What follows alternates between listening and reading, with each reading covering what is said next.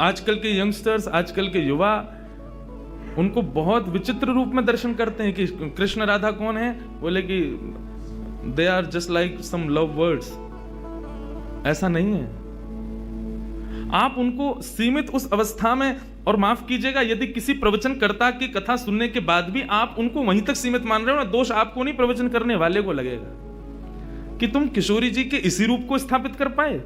इसीलिए कथाओं में ज्यादा किशोरी जी का प्रसंग ना हम कहते हैं ना उसका स्पर्श करते हैं। स्पर्श करने पहले से भी 100 बार सोचते हैं।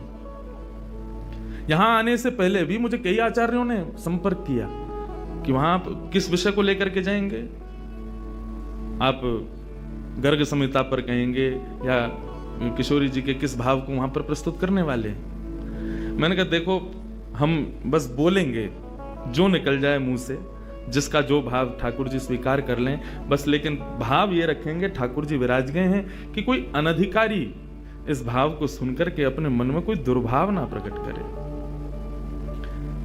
ब्रजवासी बहुत डरते हैं किशोरी जी के भाव को कहने में, क्योंकि जब सामने वाले से प्रत्युत्तर के रूप में कुछ विलग ही सुनने को मिलता है तो बहुत कष्ट होता है हृदय को कि तुमने किशोरी जी को क्या समझा, वो क्या है और तुमने उनके किस रूप को जाना।